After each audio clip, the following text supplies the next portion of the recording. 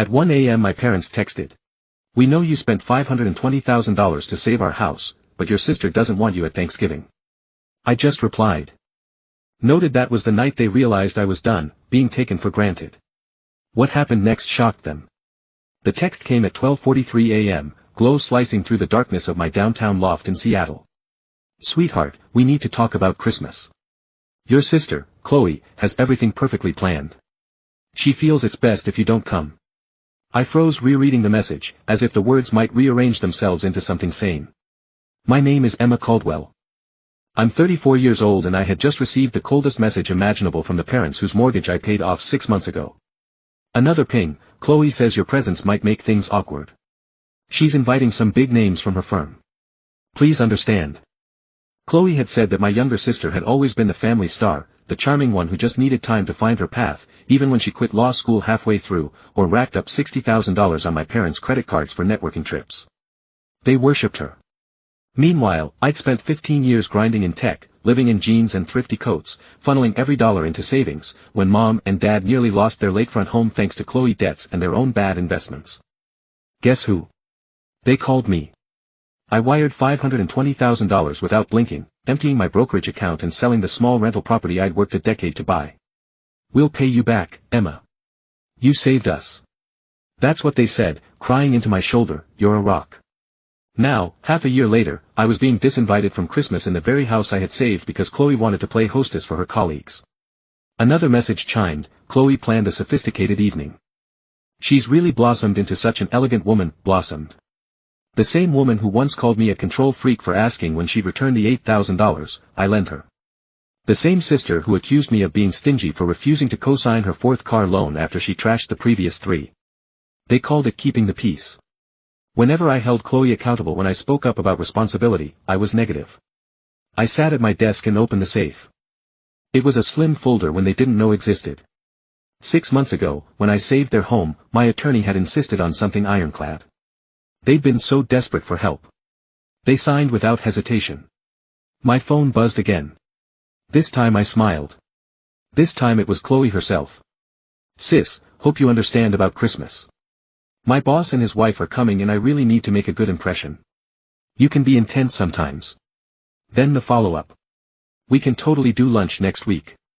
Intense because at our last family dinner I'd suggested she start paying our parents back instead of spending her salary on designer handbags, because I'd mentioned that maybe her 3rd job hop in 2 years wasn't the best timing to buy another luxury.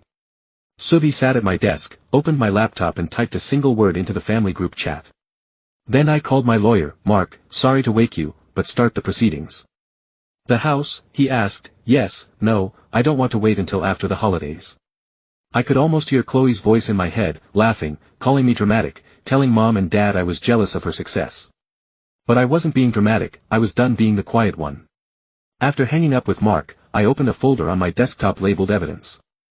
Inside were months of screenshots, text threads, bank statements, photos, transfers from our parents' retirement fund to cover Chloe, temporary cash flow issues, withdrawals from their home equity line to float her failed ventures, credit card statements for 5-star hotel stays. While mom begged me to cover property taxes, my phone lit up again. Mom, this time, please don't be upset, sweetie. This is so important for Chloe's career. She's finally finding her path. We'll celebrate with you later, like all those other times, the vacations I wasn't invited to because Chloe needed quality time. The Christmas mornings where my achievements were background noise to Chloe's latest scheme. Every time I'd been asked to shrink, to step aside because Chloe needed the spotlight. But this year would be different because I had something they didn't know about, something that would make the word consequences very real. I picked up my phone and tested Mark one last time. Send the papers first thing in the morning and Mark, make sure they arrived during Chloe's perfect Christmas dinner. Then I opened another tab and booked a first-class ticket to the Maldives. Merry Christmas, Chloe. I'd always wanted to watch the Pacific shimmer at sunrise and now felt like the perfect time to start putting myself first. Let Chloe have her flawless Christmas, swore. Something told me it wouldn't end quite the way she planned. Christmas morning came with a storm of notifications lighting up my phone. By then I was already at SeaTech Airport sipping an old latte in the first-class lounge. What is this legal notice? Call us immediately, Emma. You can't do this to us. This is our home. You're insane. You're ruining everything. Chloe, I smiled, picturing the agreement they had signed half a year ago, the one that clearly stated they had 6 months to either purchase the house for me at market value or begin paying rent at the going rate. The notice they just received was a formal reminder of those terms, plus the clause they agreed to: failure to comply would trigger immediate eviction proceedings. My phone rang. Chloe. My boss and his wife will be here in 4 hours. How could you do this? Mom sobbing, Dad's freaking out. Chloe, I said calmly, I'm surprised you care about the house. Didn't you brag at dinner last month that you were closing a massive deal that would make you set for life? It's different how these things take time. Yes, the 3 years you've lived rent-free while I paid the mortgage, or the time you maxed out their cards and never paid them back. That's not fair. I was building my brand. In the background I could hear Mom cluttering pans, probably stress cooking for Chloe's perfect party. Dad was yelling about calling their lawyer. Papers are clear. I said, 2 choices: buy the house, or pay rent. I've given you more than enough time. We can't afford either. Chloe's voice cracked into a screech. You could, I replied smoothly, if you sold your Tesla, your designer bags, that Aspen timeshare you bought while our parents were on the brink of foreclosure. Silence, then a hiss. You've always been jealous of me just because Mom and Dad love me more. No, Chloe, I said softly, they don't love you more, they fear you more. The tantrums, the guilt trips, the control that ends today. A boarding call echoed through the lounge. Listen, I have to go, my flight's boarding if you want to see what happens when Chloe's perfect Christmas dinner turns into chaos. How Emma is. Maldives escape sets the stage for an even bigger twist. Make sure to subscribe and stay tuned for part 2. Here's what's going to happen, I said, my voice calm but edged with steel. You have until January 15th to either buy the house at market value or start paying rent. If not, you'll all need to find somewhere else to live. I paused, letting that sink in, before adding the final blow. And Chloe, that trust fund you think you're getting from Grandma. You might want to check the terms again. She and I had a very enlightening conversation last week. I heard her sharp intake of breath. Our grandmother had always been the one person who saw through Chloe's act. Last week I told her everything, the stealing, the manipulation, the way Chloe had been bleeding our parents dry. I already did. Goodbye, Chloe, enjoy your perfect Christmas. I ended the call and powered down my phone. As the boarding announcement echoed through the lounge, sliding into my first-class seat, I let out a slow breath. Tomorrow, my lawyer would deliver more than a notice. He'd be dropping a folder thick with evidence: Chloe's financial abuse, the forged signatures on credit applications, the accountant's report detailing how she gutted our parents' retirement. This wasn't just about money. It was about breaking a cycle that turned my parents into enablers and Chloe into a tyrant. They couldn't say no to her, so I had to. The flight attendant offered champagne. I accepted, watching Seattle shrink beneath the clouds on my screen. One last message from Mom glowed: Emma, please, we can work this out. Your sister needs us. She's just going through a phase. That's what they called it for 15 years. But phases end. This one had gone on long enough.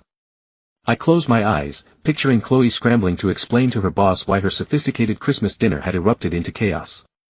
For once she'd have to live in the real world, not the Instagram-ready illusion. She curated it. Sometimes love means letting the consequences land where they belong. As the plane angled toward the Maldives, I felt a calm I hadn't known in years. For the first time I wasn't saving Chloe, I was saving my family from her. 2 weeks later, I sat on the sun-washed deck of my private villa when Grandma's name flashed across my phone. You should see the chaos you left behind. Grandma chuckled over the phone. Chloe's perfect boss saw everything: the legal papers, her meltdown, everything that promotion she wouldn't shut up about gone. I took a slow sip of coconut water, watching the sun sink into the turquoise horizon, drinking the ocean with molten gold. How are Mom and Dad? I asked, finally waking up. She said your father found Chloe's secret credit card statements, the one showing she's been taking out cash advances in their names. He's furious. First time I've ever seen that progress. My father had never been truly angry at Chloe before. Disappointed, but nevertheless in the house. That's why I called. Grandma's voice softened. They want a meeting. All of them, Chloe included. I think you should come home. I had been expecting this. My 3-week escape was nearly over anyway. I'll be back tomorrow. Tell them to meet me at my place the day after. And, Grandma, sweetheart, thank you for standing with me. Emma, she said warmly. I've been waiting 15 years for someone to stand up to Hurricane Chloe. 2 days later, I stepped into my downtown Seattle condo. They were already there. Mom looked drained, Dad looked smaller somehow, and Chloe was unrecognizable. Gone were the designer heels and perfect blowout. She sat on my couch in jeans and a plain sweater, face scrubbed bare, stripped of the armor she always wore. I sat down my keys and spoke. Before anyone could start. I have something to show you. Opening my laptop, I pulled up 3 documents, property listing, a business plan and a brochure. Option 1, I said evenly, a smaller house in your budget if you sell most of your current furniture, and Chloe luxury items for the down payment. I clicked to the next option 2. Dad, remember that accounting firm you always dreamed of? Here's a full business plan to make it happen. And the last slide, option 3, Chloe. This is a treatment center specializing in financial therapy and compulsive spending. They have an excellent program for chronic liars too. She opened her mouth to protest, but Dad raised his hand, silencing her for the first time in my life. I will let your sister finish. I looked at them all. You can keep the house unless you follow these terms. But this isn't punishment, it's a chance to rebuild, this time the right way. Mom's eyes brimmed with tears. Emma, when we found those cards Chloe opened in our names. We could face charges. We've been so blind. Our retirement is gone. We've been such fools.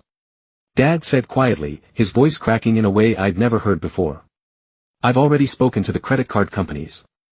I told them they won't press charges. If Chloe enters the treatment program and sets up a repayment plan, Grandma and I will help with the initial cost. Chloe stood slowly, her face collapsing under the weight of reality. Why are you helping me after everything I've done? I looked at her, really looked at her, and for the first time I saw not the hurricane but the little girl who used to crawl into my bed during thunderstorms. Because you're my sister, I said softly, and because I believe that version of you is still in there and she's worth saving. Dad cleared his throat. We've chosen the smaller house. Your mother and I, we need a fresh start. Chloe's tears spilled over, and me, I'll do the program. I don't want to be this person anymore. Watching my boss's face when he saw those papers, seeing what I did to our family, I finally saw myself through someone else's eyes. It won't be easy. I warned, no phones, no credit cards, no outside money for a month, total financial transparency. I know, she whispered, I'm scared, but I'm more scared of losing my family. Mom stood, her own tears flowing, and wrapped her arms around me. No conditions, no guilt trips, just love. We don't deserve you, Emma. This isn't about deserving, I said, it's about healing. For the next hour, we mapped out the plan. Dad would launch the small accounting firm it always dreamed of, properly documented loan for me. Mom agreed to sell her designer collection to help with the down payment on the new home. Chloe would check into treatment next week. As they prepared to leave, Chloe lingered with the trust fund. Did Grandma really change it? I smiled faintly. No, but you needed to understand what was at stake. The money will be there when you're ready. After treatment, after making amends, she nodded and hugged me. Awkward but real. I'm sorry, Emma, for everything, especially Christmas, I know. Now prove it. After they left, I stood by the window as snow drifted against the city lights. My phone buzzed. Grandma's message, proud of you, sweetheart. Sometimes the biggest act of love is saying no. I smiled, remembering the Maldives sunrise. Sometimes you have to fly far away to see things clearly at home. Sometimes the best revenge isn't revenge, giving someone the chance to change, even if that chance arrives wrapped in legal papers. On Christmas Day. I want to hear from you. What would you have done if you were in my shoes? Would you have let things slide again for the sake of family harmony, or would you have drawn the line like I did? Drop your thoughts in the comments, because your perspective matters more than you think. To everyone who's ever been labeled too intense, too dramatic, or too much for standing up for themselves, this story is for you. We are conditioned to keep the peace, even when it costs us our happiness and our sanity. But here's the truth I learned. Peace without boundaries is just silence and disguise, and silence destroys families faster than any argument ever could. If you've been carrying the weight of fixing everyone else's mess, I want you to hear this: your worth is not measured by how much chaos you absorb. Sometimes love looks like saying no.